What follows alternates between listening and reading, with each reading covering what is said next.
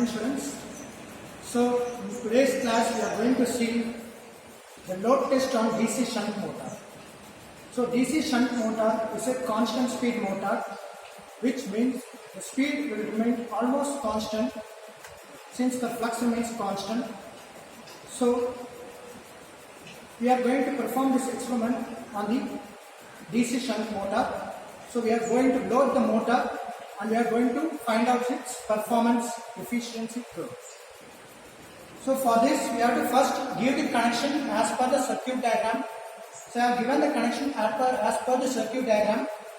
So once this connection is found to be correct and verified, so you have to put on the fuse. So since this is load test, the fuse is calculated for 120% of the rated current. The rated current is observed from the nameplate detail of the machine. So once after connecting the fuse and connections are found to be correct, we switch on the motor, then we start the motor using a 3-point starter.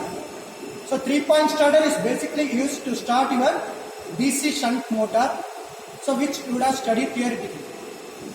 So now the motor starts to run. So the initial precaution is that there should not be any load connected to the motor.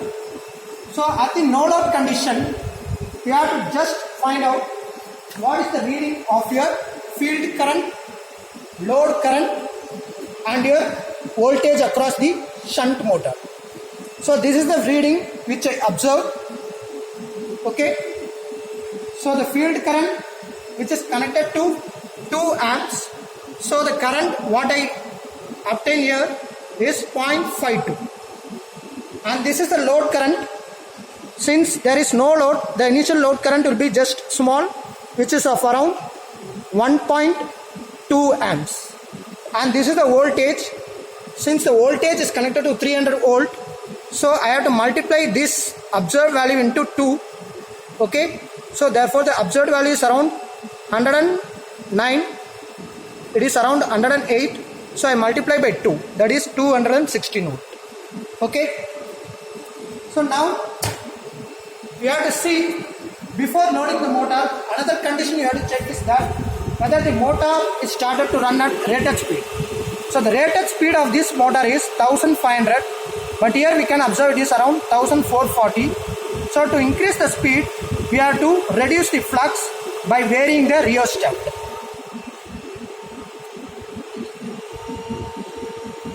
Okay. So now we have obtained around 1580. So we can slightly adjust it to bring it down to around 1500.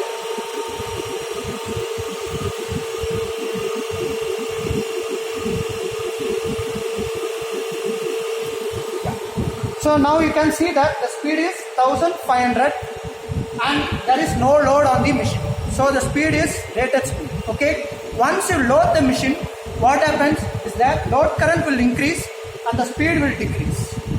But the flux will remain almost constant, so there will not be much variation in the field current. So when the load current increase, you have to see that the rated current is obtained in the load current value. Okay. So you have to increase the load slowly at every instant. So for every instant of load, note down the meter readings and you have to vary the load till you get your rated current. Okay. So now let me increase the load. So the load is applied by varying this pulley arrangement connected through a spring bar.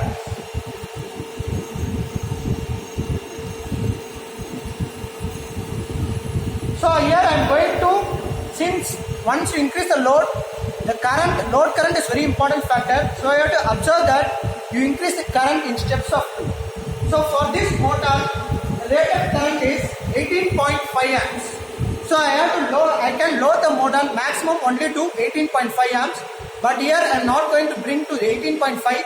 Just let us take some 4-5 readings. Okay. So I am going to increase the load in steps of 2 amps. So initially we found it was 1.2 amps. So let me vary it to additional 2 amps such that it increased to 3 amps.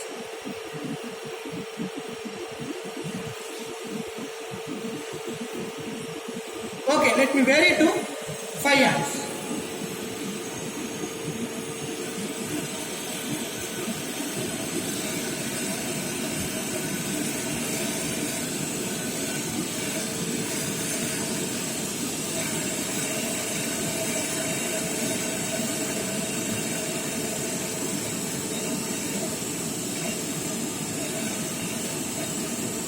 So after varying the load, you have to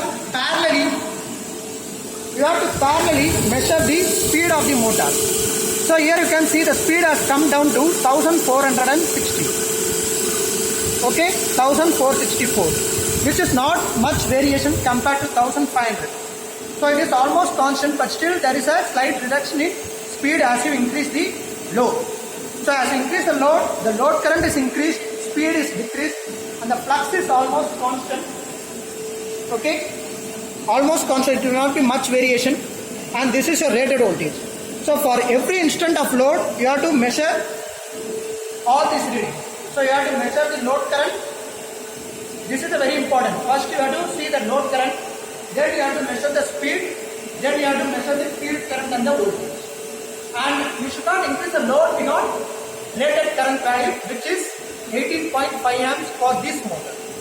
Okay, so now I can increase the load further.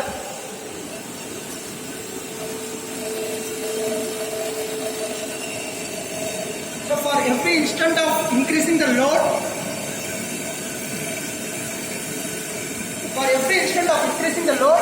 I parallelly measure the speed of the motor. So now the speed of the motor is 1440.